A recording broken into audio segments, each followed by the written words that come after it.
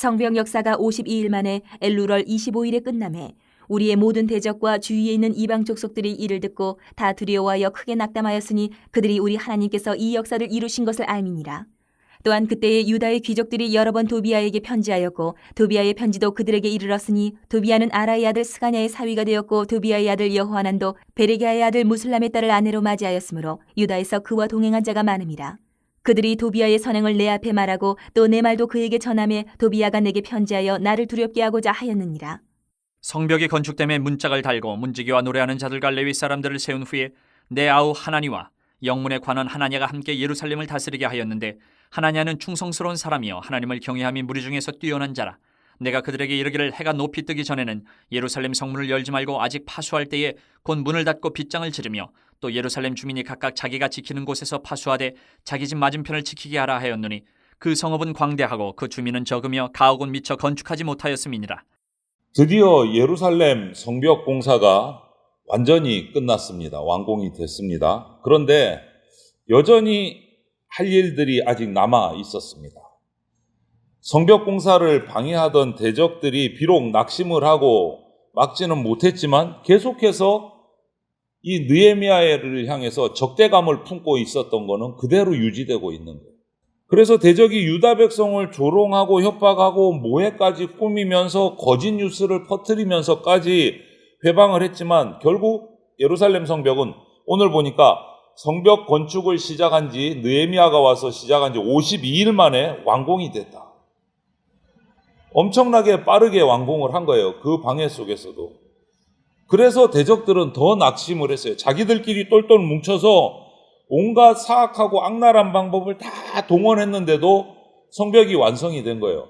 그런데 이 예루살렘 성벽은 느헤미야 때 52일 만에 완성이 됐지만 역사를 거슬러 보면 이 예루살렘이 남유다가 정복당해서 외국으로 바벨론으로 포로가 돼서 간 이후로부터 따지면 140년 만에 예루살렘 성벽이 다시 세워지는 겁니다.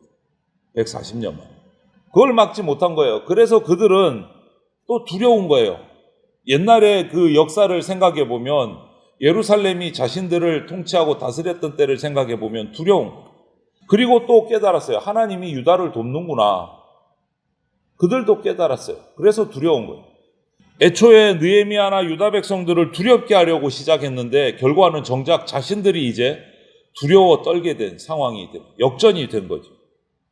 그런데 외부로부터 둘러싸인 그 대적들의 위협이 이제는 다 사라지고 내부에 있던 공동체가 또 분열될 뻔했는데 그 문제도 또 뛰어넘고 공사가 완공된 거예요. 이것은 하나님이 시작하셨고 하나님이 완성시키신 일이다라는 것을 우리가 볼 수 있는 거예요. 이 역사, 예루살렘 성전이 무너졌다가 다시 재건되고 예루살렘 성벽이 무너졌다가 또 다시 재건되고 이것 모두 다 하나님이 주도하신 일이다. 하나님께서는 누군가를 사용하실 때 먼저 감동을 주십니다. 그 사람을. 그래서 이 감동받은 사람은 기도해요. 기도로 나타납니다. 1차, 2차 기환한 스가랴 학개도 마찬가지고 에스라도 마찬가지고 3차로 귀환해서 성벽을 완공시킨 느헤미야도 마찬가지고 하나님이 쓰실 인물들을 감동시키셔서 기도하게 하시고 하나님이 그들을 도우셔서 사역을 감당하게 하세요. 그래서 우리도 하나님을 위해서 무언가 내가 하고 싶다라는 이 마음이 들면 제일 먼저 해야 될 것은 기도 먼저 해야 돼요. 확인을 해야 돼요. 하나님, 제가 이런 일을 주님을 위해서 헌신하고 싶은데 주님의 뜻이 맞습니까? 이 기도를 먼저 해야 돼요. 기도가 없으면 하나님의 감동 받을 수가 없어요. 저절로 되는 법은 없습니다. 기도가 없이 하나님의 능력을 받는다? 그런 법은 없습니다. 기도하지 않으면 하나님의 일을 감당할 수가 없어요. 그래서 이 1차, 2차, 3차 포로기한 때의 그 지도자들, 성전을 재건하고 성벽을 다시 재건한 스가랴, 학개, 에스라, 느헤미야, 이 사람들의 행적을 읽어보면 전부 다 하나님께 감동받고 기도하면서 이 일들을 감당한 사람들이에요. 하나님께서는요, 하나님을 경외하는 자들에게 평안도 주시고 용기도 주시지만 반대로 하나님을 대적하는 자들에게는요, 두려움과 낙심을 주십니다. 내가 어느 편에 설 건가를 우리가 잘 알아야 돼요. 그런데 이 대적의 중심이라고 말할 수 있는 이 암몬 사람 도비아는 세상 말로 이 머리 회전이 빠른 사람이에요. 머리 회전이. 예루살렘 성벽 끝났습니다. 그것을 막기 위해서 비웃고 회방하고 여러 가지 방법을 썼는데 실패했어요. 그럼에도 불구하고 유다족 속에게 빌붙어서 유다 그 사회 안에서 자기의 입지를 세워나갔어요. 참 독특한 사람이에요. 이방인인데도. 그 방법이 뭐냐? 유다 백성 중에 영향력 있는 사람들에게 잘 보여서 유다 공동체 안에 은근슬쩍 들어와서 같이 살아가고 있는 거예요. 유다 사람과 혼인을 통해서 관계를 맺고 자기의 입지를 높여가고 있는 거예요. 심지어는 자기 아들까지도 유다 백성, 이스라엘 사람과 결혼을 시켰어요. 그러면서 느헤미야에게는 적대감을 드러내는 편지를 보냅니다. 내가 너보다 세력이 세, 까불지 마, 이런 소리예요. 네가 성벽 지었다고 웃기지 마, 나는 유다 사람들하고 같이 이런 편들이 있어. 내 세력이 이렇게 큰데 느헤미야를 압박하는 거예요. 여러분, 이웃과 사이 좋게 지내는 일은 아주 당연하고 바람직한 일이죠. 그렇게 해야 됩니다. 그러나 그 이웃이 하나님을 대적하고 하나님의 백성을 영적으로 흔들고 무너뜨리는 사람이라면 그 사람과는 돈독한 관계를 맺어서는 안 돼요. 자기에게 이익을 주고 자기하고 친하다는 이유로 반기독교, 반성경적인 가치관을 가진 사람을 오늘날 한국교회에서 옹호하는 교회 지도자들이 소수가 있어요. 그거는 잘못된 거예요. 지혜로운 처신이 아닙니다. 반성경적인 가르침을 전파하는 사람의 편에 서는 것은 하나님을 외면한 거하고 똑같아요. 우리 성도는, 그리스도인은 사람을 가까이 하기보다 하나님을 가까이 해야 합니다. 사람과 관계 맺지 말라는 게 아니에요. 우선순위는 하나님에 있다. 우리 성도라는 이 이름을 기억하십시오. 그리스도인이라는 이 이름을 기억하십시오. 그리스도의 사람, 성도는 뭡니까? 거룩한 백성. 하나님을 의지하고 기뻐해야 하는 존재다라는 거예요. 이것을 우리는 잊지 말아야 됩니다. 우리의 우선순위가 어디에 있는지. 그런데 도비아는 이런 이중성을 가지고 자기의 유익을 따라서 살아가는 사람이에요. 그런데 오늘 보니까 이 유다 백성들은 아직 도비아가 그런 사람이라는 것을 모르고 있었어요. 유다 족속이 이 교활한 도비아를 받아준 거예요. 근데 나중에 문제거리가 나옵니다. 문제가 됩니다. 성경에 우리가 묵상하다 보면 나올 거예요. 성벽이 완공됐습니다. 52일 만에. 느헤미야는 그럼에도 불구하고 경계태세를 늦추지를 않아요. 성벽 문짝을 달고 이제 성벽이 완공이 됐습니다.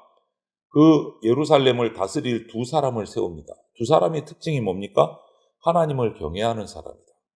충성스러운 사람이다. 그 두 사람을 세워서 예루살렘을 통치하도록 임명을 해서 세웁니다. 그리고 그 사람들에게 당부를 합니다. 해가 높이 뜨기 전에는 성문 절대 열지 마라. 예루살렘 성문은 해가 높이 뜬 다음에 열으라는 거예요.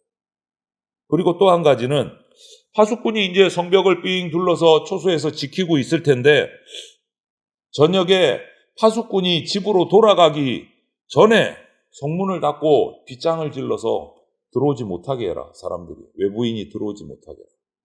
그리고 주민들은 각각 정해진 장소 또 자기 집 앞을 잘 지켜라. 성벽이 세워졌지만 아직까지 허술하기 때문에 지속적으로 경계가 필요하다. 성벽이 완성되었어도 그 성이 완벽한 건 아니다. 왜냐하면 옛날 그 화려하고 컸던 엄청났던 예루살렘 성도 튼튼하게 서 있었지만 결국은 적들에게 무너졌습니다. 이유는 뭐냐? 외적인 튼튼함이 중요한 게 아니라 그 성 안에 살고 있는 하나님의 백성들이 올바른 생각, 올바른 삶을 살아야 성이 지켜진다. 내부에서 분열이 일어나면 성이 아무리 튼튼해도 의미 없다라는 거예요. 여러분, 우리가 성벽같이 단단한 삶의 모든 여건을 다 갖췄다고 해도 우리가 영적으로 제대로 방비하지 않으면 사탄의 공격에 사정없이 무너집니다. 믿음의 파수꾼을 세워서 영적으로 깨어있는 삶을 우리가 살아가야 돼요. 그래야 위험한 순간에 대비하고 방비하고 무너지지 않을 수 있습니다. 그래서 내 삶이 아무리 여유 있고 튼튼해도 통장에 아무리 많은 적금이 들어가 있어도 말씀과 기도에 임하는 내 자세가 어떠한가를 늘 살펴야 돼요. 영적으로 방비해야 돼요. 느헤미야의 최우선의 사명은 성벽 재건이었습니다. 그런데 최우선이지 그게 다는 아니었어요. 유다 민족이 다시 새롭게 부흥해서 성이 튼튼한 토대가 되도록 하는 것이 그의 사명이었어요. 그래서 성벽이 재건된 이후에도 경계심을 늦추지 않고 성을 지키라고 이렇게 계속 당부를 하는 거예요. 우리도 마찬가지입니다. 내가 예수님 믿고 교회 나와서 예배 잘 드린다고 해서 끝난 게 아니에요. 우리 그리스도인은 최후 승리의 날까지 사탄의 공격에 대비하며 영적인 경계심을 절대 풀면 안 됩니다. 언제까지? 예수님 다시 오셔서 주님과 함께 구름 타고 천국에 들어갈 때까지 우리는 영적 경계를 풀면 안 돼요. 사탄은 그때까지 계속 우리를 미혹할 거기 때문에. 그것을 아시고 내가 지금 믿음 생활 잘하니까 나보다 약한 사람들만 아니요. 스스로부터 잘 돌아가요. 주님 다시 오셔서 우리를 천국으로 들이시는 그날까지 영적 경계심을 풀지 말고 오늘 하루도 사탄의 미혹, 죄와 싸워서 승리하는 저와 여러분들이 다 되시기를 주님의 이름으로 축원을 드립니다. 아멘.